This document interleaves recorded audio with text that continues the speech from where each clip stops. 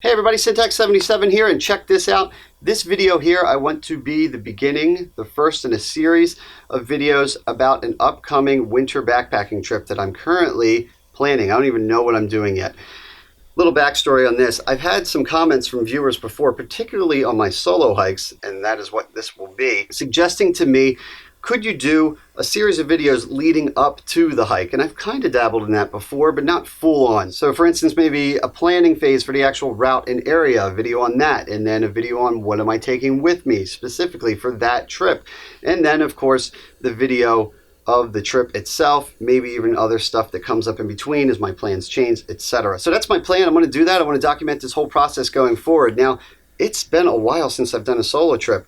I was thinking about it, and it surprised me how long it's been. It's something I really enjoy to do, but I do also enjoy friends, and I've sucked a lot of my friends and family into backpacking. And so it's not a bad problem to have, but most of the time when I go on a trip nowadays, there's somebody who's going with me, and that's awesome. But it also means, wow, it's been a while since I've just been alone in the woods, soaking it in by myself. And it also does make for a different video, as I think some of you have noticed out there. It's just a different vibe, a different flavor. Instead of joking around with friends or seeing their gear, there's a little more time for talking and going over stuff. So it's just something a little different. So my plan is, right now it's January. Within the next few weeks, I would say, I want to do a solo winter trip. So what I need is a little help from you guys. Are there any ideas out there that you guys have for trips in areas that would be ideal for a winter camping trip? Now for this particular trip, I'm most likely going to be driving. The flight prices haven't been too great right now, although feel free to throw stuff out because I'm always looking to kind of write notes down for future trips. But most likely I'll be driving,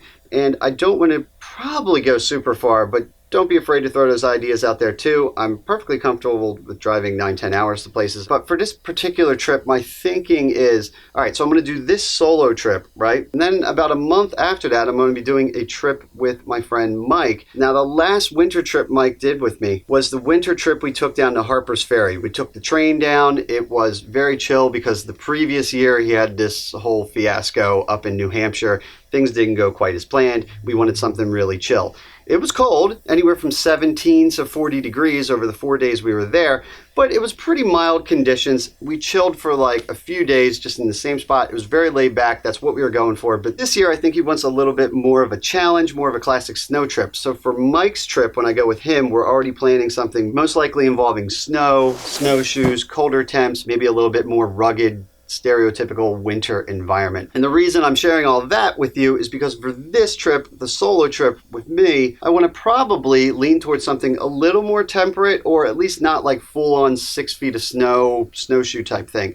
I'm open to it, but I figured why not have two flavors, both for myself and the videos. I also got this new pack from my wife, the ULA Ohm, a 60 liter ultralight backpack. I really want to test this thing out. And I'm pretty sure I could fit a full winter loadout in here for a more aggressive trip like I was talking about with Mike, but I'm not 100% sure yet. So on a milder trip, I'm thinking maybe that would give me a better chance to break this thing in for the first time. I also have a brand new camera I'm filming on right now. I'm not sure how it acts with batteries in the cold. Cold is never good for batteries. You're going to go through more, I know that, but I just want to maybe have a slightly milder, less aggressive experience for the first trip with the camera as well. Now by aggressive, I mean like -20 and like 40 mile per hour winds, maybe just a little less than that like we did on that trip a couple years ago. So any ideas out there? Now I am in the Philly area. For those of you not aware, that's like dead smack in the middle of the East Coast. About 9 hours to the north is the White Mountains in New Hampshire, and about 9 hours to the south is the Smoky Mountains on the border of North Carolina and Tennessee. So that's kind of where I am, right between there. If you have any ideas in that range, I'd certainly be appreciative of it. So far, I've been looking, actually my wife has been helping me out a lot. She's given me a list of places involving like the Appalachian Trail and places that I haven't been yet and aren't terribly far from me, like Connecticut, Massachusetts, places like that. She's found me some cool trips, and it probably wouldn't be quite as brutal as going up to New Hampshire or Maine. And then I'm also totally open to going back down south, which is where I think a lot of you guys could help me as well. Any trips maybe down there or up north, you know, maybe there's a trip out there somebody knows about that would be really cool with the leaves down, because I know a lot of times I do trips in areas where I'm like, this is really cool, but if these leaves weren't here, man, I bet you could see pretty far. Obviously flowers and fall foliage are nice, but the advantage of seeing further is kind of cool too.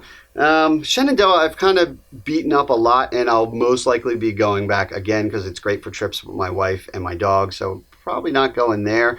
Cranberry Wilderness in Virginia, it's been a couple years at least, right? Yeah, since I've been there. That was on a solo trip. That was in fall. I've been toying with the idea of maybe going down there.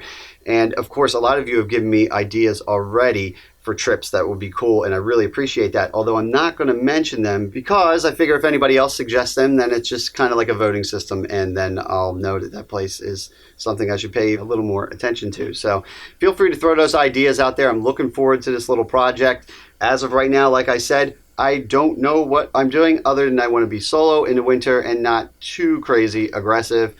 And that's about it. So I'm looking forward to your comments and your feedback. I'll probably do another follow-up video when I've either made a decision based on that feedback, or if I'm kind of caught in the middle between some ideas, maybe I'll need your help again. But that's about it. That's the first part of this series for my solo winter backpacking trip. Kind of a choose your own adventure, I guess. We'll just figure this out together. Till next time, I'm Syntax77, and you have fun out there.